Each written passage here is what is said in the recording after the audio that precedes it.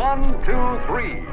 Bon, il y a 1, 2, 3 de Billy Wilder, Seven de David Fincher, 8,5 bien sûr, 300, et il y a 500. 500 avec un point d'exclamation. Cinquecento, un film que personne ne connaît. Et on ne se demande plus pourquoi maintenant qu'on l'a vu. Parce que, avouons-le, c'est bien à cause de son titre et uniquement à cause de son titre, 500, qu'on a choisi d'en parler aujourd'hui à l'occasion du 500e numéro de Blow Up. Ici, 500, c'est pour la Fiat 500, la voiture préférée de Leonardo DiCaprio. Et c'est donc la Fiat 500 qui est la vedette de 500. Point d'exclamation. Eccola, la Fiat 500.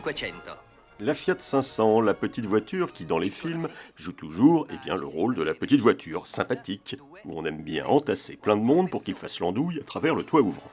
Alors, puisque c'est le numéro 500, c'est parti pour notre traditionnel Top 500. Le Top 500 des Fiat 500 au cinéma.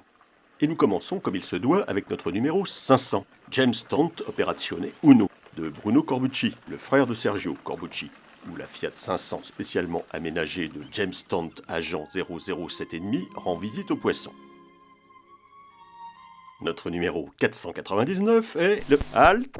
Voilà qu'on nous fait savoir que non, pas question de Top 500.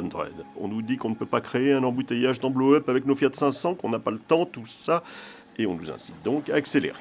Dommage, parce que sinon, on aurait pu vous faire découvrir une Fiat 500 roulant hardiment en marche arrière à Rome dans Un beau châssis de Camillo Mastrocinque, une vaillante Fiat 500 utilitaire au début du Grand Bleu de Luc Besson, une Fiat 500 blanche rentrant au garage dans Je la connaissais bien d'Antonio Pietrangeli, une Fiat 500 rouge traversant une rivière bretonne dans Un chien dans un jeu de quilles de Bernard Guillou, une Fiat 500 bleue vue à la verticale dans La nuit américaine de Truffaut, une autre Fiat 500 bleue bloquée sur un pont dans Le prophète de Dino Risi, une Fiat 500 d'occasion dans Impossible pas français de Robert Lamoureux, une Fiat 500 transformée en piste de danse à roulettes dans Adorable menteuse de Michel Deville, une Fiat 500 s'arrêtant brutalement dans Le fou du Labo 4 de Jacques Bénard, une Fiat 500 doublée par Anna Magnani sur sa moto dans Mamma Roma de Pasolini, ou encore une Fiat 500 attaquée par des bergers allemands dans Plein feu sur l'Archange de Giorgio Capitani. Et oui, dommage, du coup on ne vous a pas montré tout ça, mais on arrive ainsi plus vite que prévu à notre numéro 1, qui est, comme il se doit, 500. Point d'exclamation. Nous y voilà. Et on y voit la Fiat 500 blanche du titre se réveiller au fond de son garage comme Christine dans Christine, le film de John Carpenter. Mais elle est moins agressive.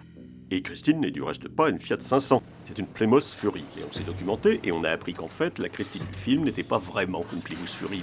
Mais dans 500, on vous le garantit, c'est réellement une Fiat 500 qui joue le rôle de la Fiat 500. Et c'est pas tout ça, qu'est-ce qui se passe dans 500 ? Point d'exclamation.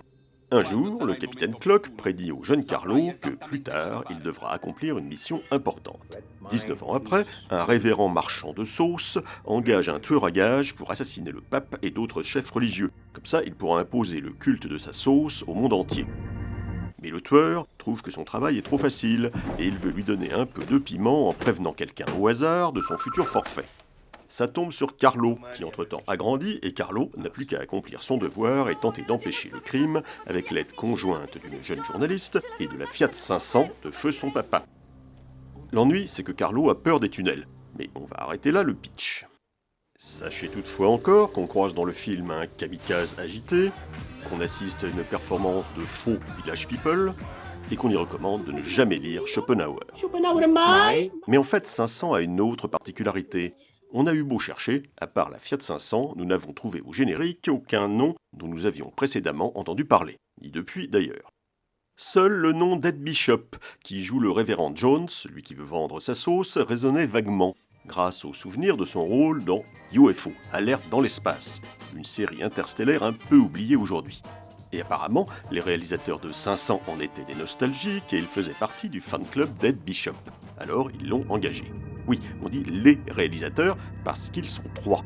Et ils avaient établi leur propre dogme. Le film durera environ 1h30 et chacun en réalisera un tiers à part égale. 500 a été tourné dans la région de Gênes à la toute fin des années 90 et a été produit par la bien nommée société Zéro Budget pour 250 millions de lire, tout compris tournage et post-production. Soit environ 130 000 € en valeur de l'époque, ça ferait peut-être un peu davantage de nos jours, mais en tout cas c'est pas cher. 500. al cinema. Et au fait, il faut bien le reconnaître, contrairement à l'intitulé de cette chronique, en réalité, 500 n'est pas vraiment introuvable ou presque. Pour tout dire, on le trouve même actuellement sur YouTube. Alors vous pouvez juger vous-même.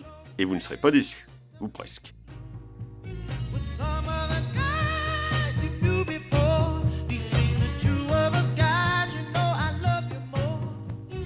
Bon, on en était donc aujourd'hui au numéro 500 de Blow Up. Mais ce n'est pas pour ça que la semaine prochaine nous nous sentirons obligés de parler de 501. D'autant qu'on n'arrive plus à entrer dedans. Oui, bonne idée pour le numéro 1000, la Sim Camille.